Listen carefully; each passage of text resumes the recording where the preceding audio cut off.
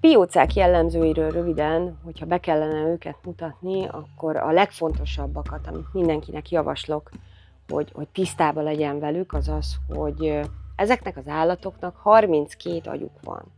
Az ő gondolkodásuk és jelenlétük sokkal-sokkal összetettebb, mint egy emberi. 5 pár szemük van, azaz 10 kicsi szem figyel egy piócának a szájszerve fölött. A szájszervükben 3 állkapocs található. Maga a piócának a teste az egy ilyen 10-15 centi nagyságúra tud megnőni. A piócák, akiket a leggyakrabban használunk, azok 3 évesek. Ezek azok az állatok, akik még nem ivarérettek, mert ők 5-6 éves korukban kezdenek el szaporodni, viszont gyógyításra már tökéletesen alkalmazhatóak.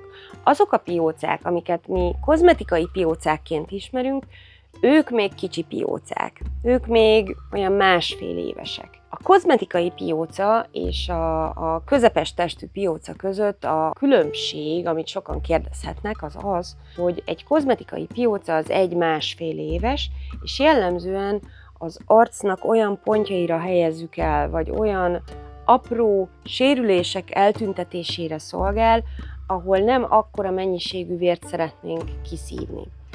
Ezért alkalmazhatjuk őket hajszálereken, kicsi ráncoknál, kényes pontokon, érzékeny pontokon, míg ott, ahol jóval hatékonyabbak szeretnénk lenni, és nem zavaró az, hogy nagyobb lesz az a heg, amit hagynak, ott alkalmazzuk a közepes és nagy testű piócákat.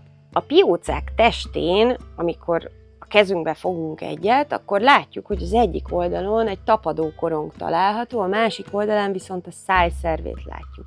Ez nagyon fontos, hogyha elkezdünk velük dolgozni, hogy tudjuk, melyik oldala az, ami szívni fog, és mire van neki a másik.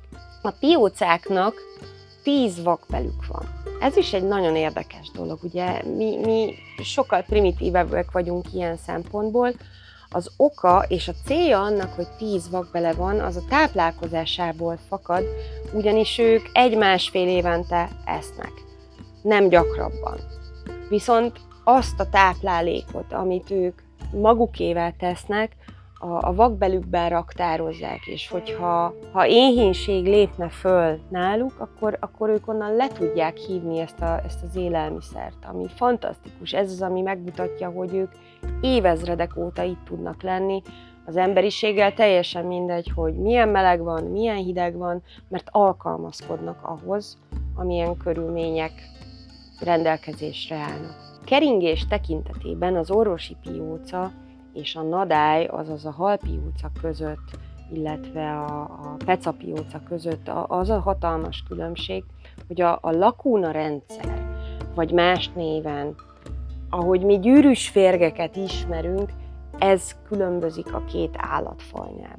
Az orvosi pióca az kizárólag melegvérűek vérével táplálkozik, míg a halpióca az ugyanúgy táplálkozik hidegvérűek vérével is. Ez lesz az alapvető különbség, hogyha keringést figyelembe kell venni a 2 állatfajnál, mert mind a 2 pióca, de nem ugyanaz. A piócák rendkívül érzékeny hőreceptorokkal rendelkeznek, és ez is az ő táplálkozásuk hatékonyságát szolgálja.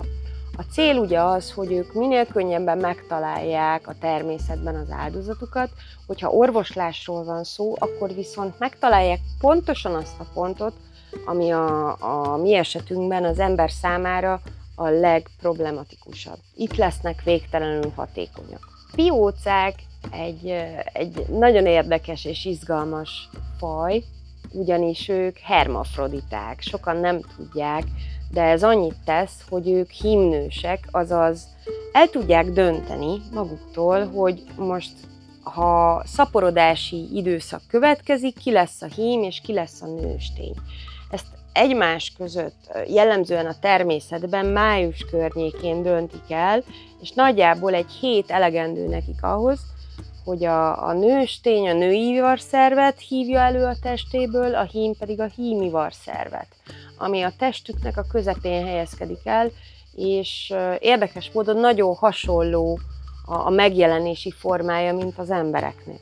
Annak ellenére, hogy a piócák hímnősek, Egyedül mégsem képesek a szaporodásra. Tehát minden esetben 2 pióca szükséges ahhoz, hogy azt követően több kis pióca jöjjön létre. Mondom azt, hogy több kis pióca, ugyanis ők kokonokkal szaporodnak. Mik azok a kokonok? Ezek kicsi, szivacsos jellegű, nagyjából 2 centi nagyságú olyan szaporító közegek, amit a nőstény pióca lerak, és abból automatikusan 5-15 kis pióca kell ki. Olyan kis piócák kelnek ki ezekből a kokonokból, akik már születésüket követően teljesen önállóak, ami döbbenetes.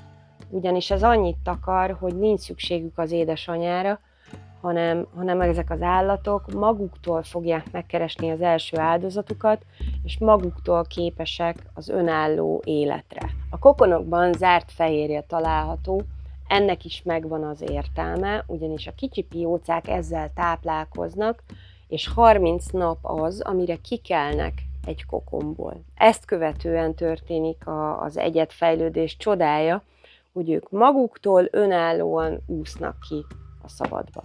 A piócák azok, amelyek a természetben szaporodnak, ezt a folyamatot 4-szer ismétlik meg.